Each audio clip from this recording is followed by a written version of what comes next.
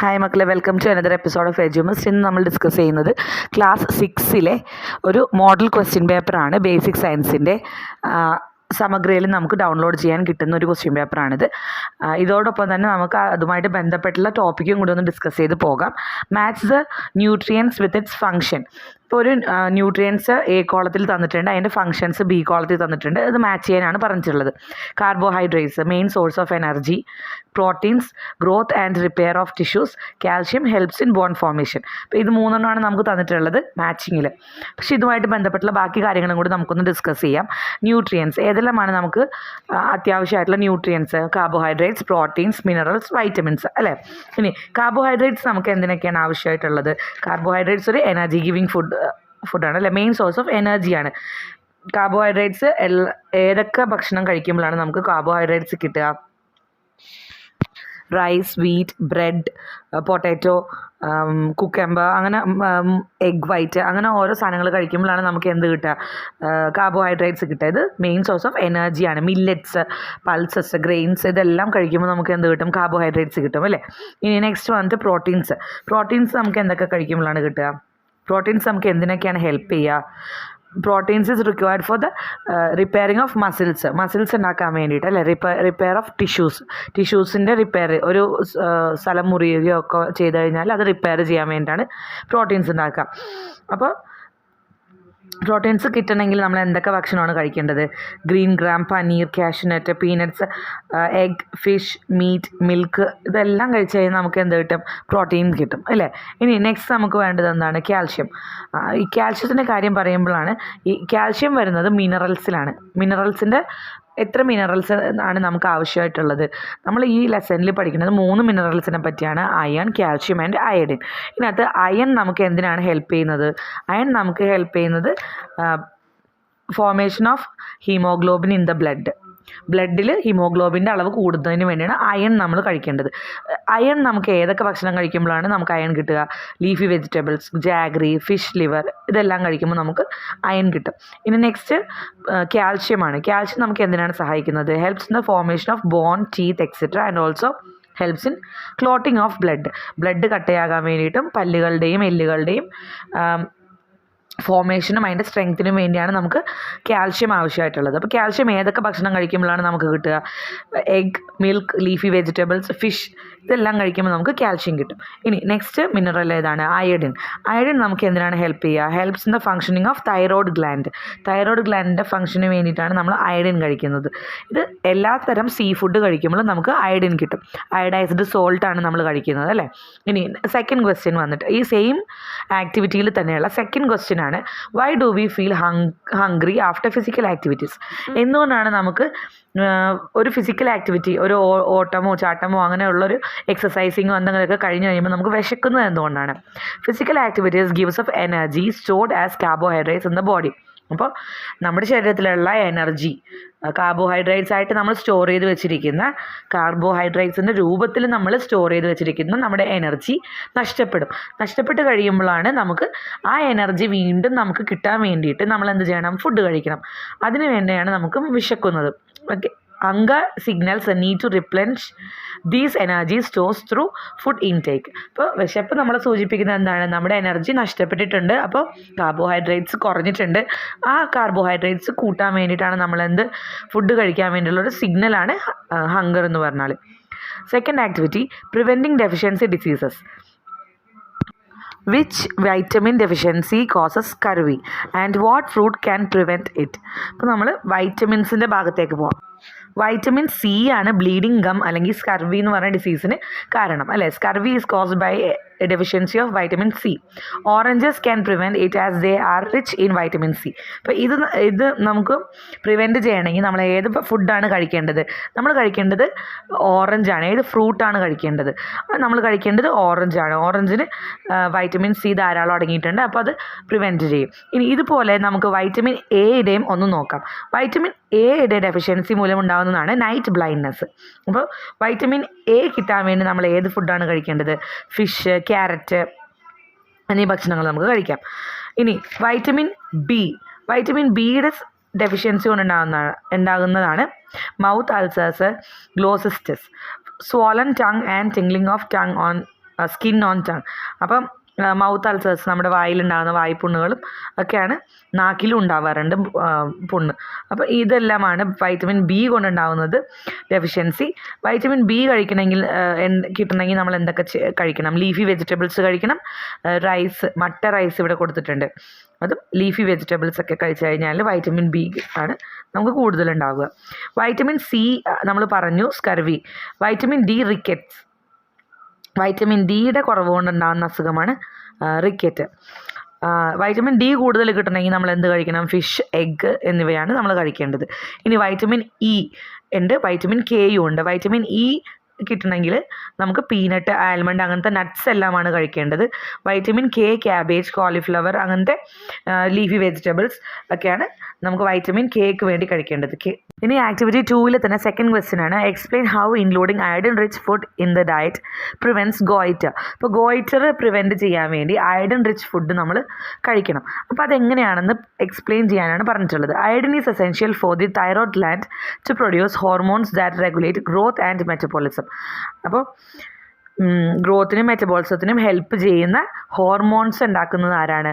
Thyroid ഗ്ലാൻഡാണ്. Thyroid ഗ്ലാൻഡിന് iodine എസെൻഷ്യലാണ്. Lack of iodine causes thyroid gland to enlarge. ഇപ്പോൾ അയഡിൻ്റെ കുറവുണ്ടായി കഴിഞ്ഞാൽ ഈ തൈറോയ്ഡ് ഗ്ലാൻഡ് എന്ത് ചെയ്യും? തൊണ്ടയുടെ ഭാഗത്തുള്ള ഒരു ഗ്ലാൻഡാണ് തൈറോയ്ഡ് ഗ്ലാൻഡ്. ഈ ഗ്ലാൻഡ് വലുതായി വരും. Eating iodine rich food like iodised salt or sea food ensures proper thyroid function preventing goitre. Goitre prevent ചെയ്യാൻ വേണ്ടിയിട്ടും തൈറോയിഡിൻ്റെ ബെറ്റർ ഫങ്ഷന് വേണ്ടിയിട്ടും നമ്മളെ സഹായിക്കും. നമ്മൾ കൂടുതൽ മത്സ്യങ്ങളും പിന്നെ അയഡൈസ്ഡ് സോൾട്ടൊക്കെ കഴിക്കുമ്പോൾ. ഇനി ആക്ടിവിറ്റി 3 ആണ്, ഫുഡ് ടെസ്റ്റിംഗ് ആണ്. Activity 3 describe a simple test to identify protein in food sample. പ്രോട്ടീൻ്റെ ഒരു ഐഡൻറ്റിഫിക്കേഷൻ ടെസ്റ്റാണ് ചോദിച്ചിട്ടുള്ളത്. ടേക്ക് എ ഫുഡ് സാമ്പിൾ, ഏതെങ്കിലും ഒരു ഫുഡ് സാമ്പിൾ എടുക്കുക. ഇൻ എ ടെസ്റ്റ് ട്യൂബ്, ഒരു ടെസ്റ്റ് ട്യൂബിൽ എടുക്കുക. Add a few drops of copper sulphate solution and sodium hydroxide solution. If protein are present the solution turns violet. If absent no colour change occurs. അപ്പം ഇത് text ബുക്കിൻ്റെ page number 6 എന്നാണ് നമുക്ക് സമഗ്രിയിൽ കൊടുത്തിട്ടുള്ളത്. Text ബുക്കിൻ്റെ page number 6 ഇതില്ല. ഇത് ഉള്ളത് പ്രോട്ടീൻ ടെസ്റ്റ് ഉള്ളത് പേജ് നമ്പർ 12 ടേക്ക് ഒരു ഫുഡ് സാമ്പിൾ എടുക്കുക, അതിനകത്ത് കോപ്പർ സൾഫേറ്റ് സൊല്യൂഷൻ ഒഴിക്കുക, അല്ലെങ്കിൽ സോഡിയം ഹൈഡ്രോക്സൈഡ് സൊല്യൂഷനും 2 സൊല്യൂഷൻ ഒഴിക്കുക. ഈ 2 സൊല്യൂഷൻ ഒഴിച്ചതിന് ശേഷം ഈ ഫുഡിൻ്റെ കളർ ചേഞ്ച് ആകും, വയലറ്റ് കളറാകും. ചേഞ്ച് ആയില്ലെന്നാണെങ്കിൽ പ്രോട്ടീൻ ഇല്ല, ചേഞ്ച് ആയാൽ പ്രോട്ടീൻ ഉണ്ട്. ഇനി നെക്സ്റ്റ് ക്വസ്റ്റ്യൻ ഈ സെയിം ഇതിൽ തന്നെ ആക്ടിവിറ്റിയിൽ തന്നെയുള്ള സെക്കൻഡ് ക്വസ്റ്റ്യൻ ആണ്. What is the importance of testing food for nutrients. അപ്പോൾ ന്യൂട്രിയൻസിൻ്റെ ടെസ്റ്റ് എന്തിനാണ് നമ്മൾ നടത്തുന്നത്? അതിൻ്റെ പ്രാധാന്യം എന്താണ്? Testing food for nutrients help identify the presence of essential nutrients like proteins or starch, ensuring a balance diet and preventing deficiencies. അപ്പോൾ nutrients എല്ലാം ഉണ്ടോ? നമുക്ക് ന്യൂട്രിയൻസ് ഉണ്ടല്ലേ, കാർബോഹൈഡ്രേറ്റ്സ്, പ്രോട്ടീൻസ്, ഫാറ്റ്, മിനറൽസ്, ഇതെല്ലാം ന്യൂട്രിയൻസ് ആണ്. ഈ ന്യൂട്രിയൻസിൻ്റെ ടെസ്റ്റ് നടത്തുന്നത് എന്തിനാണ്? ഇതെല്ലാം അടങ്ങിയിട്ടുണ്ടോ, നമ്മൾ കഴിക്കുന്ന ഭക്ഷണത്തിൽ അടങ്ങിയിട്ടുണ്ടോ എന്ന് അറിയാൻ വേണ്ടിയിട്ടാണ്. ഇതിലേതെങ്കിലും ഒന്ന് കുറവോ കൂടുതലോ ഒക്കെ ആണെങ്കിൽ അതിനുള്ള പ്രിവെൻഷൻ എടുക്കാൻ വേണ്ടിയിട്ടാണ് നമ്മൾ ന്യൂട്രിയൻ ടെസ്റ്റ് നടത്തുന്നത്. നെക്സ്റ്റ് മാഗ്നറ്റിക് മെറ്റീരിയൽസ് എന്ന ലെസണിലാണ്. Classify the following as magnetic or non magnetic. Iron nail, plastic spoon, steel spoon, wooden stick. അപ്പോൾ ഇത് കുറച്ച് സബ് മെറ്റീരിയൽസ് തന്നിട്ടുണ്ട്. ഇത് നമ്മൾ മാഗ്നറ്റിക് ആണോ നോൺ മാഗ്നറ്റിക് ആണോ എന്ന് എഴുതാനുള്ളതാണ്. മാഗ്നറ്റിക് മെറ്റീരിയൽസ് അയൺ നെയിലും സ്റ്റീൽ സ്പൂണും, നോൺ മാഗ്നറ്റിക് മെറ്റീരിയൽസ് പ്ലാസ്റ്റിക് സ്പൂണും വുഡൻ സ്റ്റിക്കും. ഇനി അതിൻ്റെ എക്സ്പ്ലനേഷൻ ഉണ്ട്. Iron and steel are magnetic materials attracted by magnet, while plastic and wood are non magnetic materials that are not attracted by the magnet. അപ്പോൾ അയണും സ്റ്റീലും attract ചെയ്യും, പ്ലാസ്റ്റിക്കും വുഡും അട്രാക്റ്റ് ചെയ്യില്ല. Why does magnet not attract a copper coin. ഒരു copper കോയിനെ എന്തുകൊണ്ടാണ് അട്രാക്റ്റ് ചെയ്യാത്തത്? Copper is a non magnetic material, so it is not attracted by a magnet magnetic field. Magnetic ഫീൽഡുമായിട്ട് അട്രാക്റ്റ് ചെയ്യില്ല, ആകർഷിക്കില്ല കോപ്പർ. ബിക്കോസ് കോപ്പർ എന്താണ്, ഒരു non magnetic material ആണ്. അതുകൊണ്ടാണ് കോപ്പർ അട്രാക്റ്റ് ചെയ്യാത്തത്. ഇനി അടുത്തത് magnetic forces. True or false ആണ് പറയേണ്ടത്. And explain your answer. നമുക്കൊരു സെൻറ്റൻസ് തന്നിട്ടുണ്ട്, അത് ട്രൂ ആണോ ഫോൾസ് ആണോ എന്ന് പറയാം. A magnet can attract an object without touching it. ഒരു മാഗ്നറ്റിന് ഒരു ഒബ്ജക്റ്റിനെ തൊടാതെ തന്നെ, അതിനെ സ്പർശിക്കാതെ തന്നെ അതിനെ അട്രാക്റ്റ് ചെയ്യാൻ സാധിക്കും. ശരിയാണോ തെറ്റാണോ? ശരിയാണ്. Because magnet creates A magnetic field around it which exerts A force on magnetic material like iron pulling dum towards the magnet without physical contact. അപ്പം മാഗ്നറ്റിൻ്റെ ആ ഒരു ഫീൽഡ്, മാഗ്നറ്റിക് ഫീൽഡിൻ്റെ ഏതെങ്കിലും ഒരു ഭാഗത്താണ് നമ്മൾ ഈ ഒരു മാഗ്നറ്റിക് മെറ്റീരിയൽ വെച്ചിട്ടുള്ളത് എന്നാണെങ്കിൽ നമ്മളത് അട്രാക്റ്റ് ആകും. നമ്മൾ ടെസ്റ്റിംഗ് ദ മാഗ്നറ്റിക് ഫോഴ്സ് എന്ന് പറഞ്ഞിട്ട് ഒരു എക്സ്പെരിമെൻറ്റ് നമ്മൾ നടത്തിയിട്ടുണ്ട് 36 പേജിൽ. അപ്പോൾ അതിനകത്ത് നമ്മൾ പറയുന്നുണ്ട് എത്ര ഡിസ്റ്റൻസിൽ വരെയാണ് ആ മാഗ്നറ്റിക് ഫീൽഡ് ഉണ്ടാവുക എന്ന് നമ്മൾ മെഷർ ചെയ്യുന്നുണ്ട്. അപ്പോൾ ആ മാഗ്നറ്റിക് ഫീൽഡിൻ്റെ ചുറ്റുപാടും എന്ത് സാധനം വെച്ചാൽ, മാഗ്നറ്റിക് ആയിട്ടുള്ള എന്ത് സാധനം വെച്ചാലും അത് അട്രാക്റ്റ് ചെയ്യും. നോൺ മാഗ്നറ്റിക് മെറ്റീരിയലാണ് വെക്കുന്നതെങ്കിൽ അട്രാക്റ്റ് ചെയ്യില്ല. പേജ് നമ്പർ 36 ആണ് അതിൻ്റെ ആൻസർ ഉള്ളത്. How does the shape of A magnet effect it's uses in a compass. ഒരു മാഗ്നറ്റിൻ്റെ ഷേപ്പ് എങ്ങനെയാണ് കോമ്പസിൽ യൂസ് ചെയ്യുന്നത്? കോമ്പസിൻ്റെ ഉള്ളിൽ നമുക്കൊരു മാഗ്നറ്റ് ഉണ്ടല്ലോ, നോർത്ത് പോള് പോയിൻ്റ് ചെയ്യുന്ന ഒരു മാഗ്നറ്റ് ഉണ്ട് അല്ലേ, നോർത്ത് പോളും സൗത്ത് പോളും കാണിക്കുന്ന ഒരു മാഗ്നറ്റ് ഉണ്ട്, ഒരു സൂചിയുണ്ട്. അപ്പോൾ അതെന്തുകൊണ്ടാണ് സൂചിയുടെ പോലെ വെച്ചിരിക്കുന്നത്? അത് പരത്തിയോ നീളത്തിലൊരു സൂചി പോലെയല്ല വെച്ചിരിക്കുന്നത്. അതെന്തുകൊണ്ടാണ് ഒരു റെക്റ്റാങ്കിൾ ഷേപ്പോ അല്ലെങ്കിൽ ഒരു സ്ക്വയർ ഷേപ്പോ ഒന്നും ആകാതെ ഇങ്ങനത്തെ ഷേപ്പിൽ വെച്ചത്? Needle shaped magnet is used in a compass because it is light weight and can pivot freely to align with Earth's magnetic field pointing towards the North Pole. അപ്പോൾ ഇതിൻ്റെ എക്സ്പ്ലനേഷൻ എന്താണ്? Text book number, page number ഇതല്ല. Page number കൊടുത്തിരിക്കുന്നത് തെറ്റാണ്. ഇത് സമഗ്രയിലുള്ള page നമ്പറാണത്. Page number വന്നിട്ട് 32 ആണ് ഇതിൻ്റെ ആൻസർ വരുന്നത്. നീഡിൽ ഷേപ്പിലാവുമ്പോൾ എന്താണ് നമുക്ക് അഡ്വാൻറ്റേജ് എന്ന് വെച്ചാൽ അത് ലൈറ്റ് വെയ്റ്റ് ആയിരിക്കും, വെയിറ്റ് കുറവായിട്ട് നമുക്ക് അതിന് എടുക്കാൻ പറ്റും. അതുപോലെ ഫ്രീ മൂവ്മെൻ്റ് ആണ് എല്ലാ ഭാഗത്തേക്കും. ഇപ്പോൾ പിവോട്ട് ജോയിൻ്റ് നമ്മൾ പഠിച്ചിട്ടില്ലേ, പിവോട്ട് ജോയിൻ്റ് എങ്ങനെയാണ് എല്ലാ സ്ഥലത്തേക്കും ചുറ്റിന് ഭാഗത്തേക്കും നമുക്ക് കറക്കാൻ സാധിക്കും. അതുപോലെ ഇത് കറങ്ങും ഫ്രീ ആയിട്ട്. അതിന് വേണ്ടിയിട്ടാണ് നീഡിൽ ഷേപ്പ് യൂസ് ചെയ്യുന്നിരിക്കുന്നത്. Bones and their functions. Identify the bones in the diagram below and state its function. ഒരു ഡയഗ്രാം കൊടുത്തിരിക്കുന്നത് റിബ് കേജിൻ്റെയാണ്. നമുക്ക് എൻ്റെ ആൻസർ നോക്കാം. റിബ് കേജ് ആണ് ഈ ബോൺ കൊടുത്തിട്ടുള്ളത്. Function: rib cage protect the vital organs like heart and lungs and support the chest for breathing. അപ്പോൾ ഇതിൻ്റെ ആൻസർ റിബ് കേജ് എന്ത് ചെയ്യും? നമ്മുടെ ഹാർട്ടിനെയും ലങ്സിനെയും ഒക്കെ പ്രൊട്ടക്റ്റ് ചെയ്യും. അതുപോലെ നമുക്ക് ബ്രീത് ചെയ്യാനും സഹായിക്കും. ഇതെല്ലാമാണ് റിബ് കേജിൻ്റെ ഫങ്ഷൻസ് കൊടുത്തിട്ടുള്ളത്. പേജ് നമ്പർ 47 ആണ് ടെക്സ്റ്റ് ബുക്കിലെ പേജ് നമ്പർ 47. ഇവിടെ നമുക്ക് റിബിൽ എത്ര ബോൺസ് ഉണ്ട്, എത്ര പെയർ ഓഫ് ബോൺസ് ഉണ്ടെന്നൊക്കെ ഒന്ന് നോക്കാം. അതും കൂടെ ഒന്ന് പറഞ്ഞു പോകാം. എത്ര പെയർ ഓഫ് ബോൺസ് ആണ് ഉള്ളത്? 12 പെയർ ഓഫ് ബോൺസ് ആണ് റിബിലുള്ളത്. Why do babies have more bones than adults? Babies have more bones because many bones like those in the skull are separate at birth to allow flexibility during birth and growth. These bones fuses as the child grows. ഇപ്പോൾ ബേബീസിന് എന്താണ് bones കൂടുതലുള്ളത്? സാധാരണ ഒരു human ബീയിന് 206 bones അല്ലേ ഉള്ളൂ. പക്ഷേ ബേബീസിന് അതിലും കൂടുതൽ ബോൺസ് ഉണ്ട്. എന്തുകൊണ്ട്? ബേബീസിൻ്റെ ബോൺസ് എല്ലാം at the time of birth എല്ലാ ബോൺസും കൂടുതലായിരിക്കും. എന്തിനു വേണ്ടിയാണ് ഇങ്ങനെ കൂടുതൽ ബോൺസ് ഉള്ളത്? ഫ്ലെക്സിബിലിറ്റിക്ക് വേണ്ടിയിട്ടും ബർത്തിൻ്റെ സമയത്തുള്ള ഫ്ലെക്സിബിലിറ്റിക്കും അത് ഗ്രോ ചെയ്യാൻ വേണ്ടിയിട്ടുമാണ്. ഗ്രോ ചെയ്യുമ്പോൾ സ്പേസ് ഉണ്ടാകാൻ വേണ്ടിയിട്ടുമാണ് നമുക്ക് ഇത്രയും ബോൺസ് കൂടുതലായിട്ടുള്ളത്. ആസ് എ ബേബി ഗ്രോ ചെയ്യണ സമയം ആകുമ്പോഴത്തേക്കും ഓരോ വളർച്ചയുടെ ഘട്ടത്തിലും എല്ലുകളൊക്കെ കൂടിച്ചേർന്ന് 206 ബോൺസായി മാറും. ഇതിന് ആൻസർ ഉള്ളത് page number 50 50. Next joints and mobility ആണ് അടുത്തത്.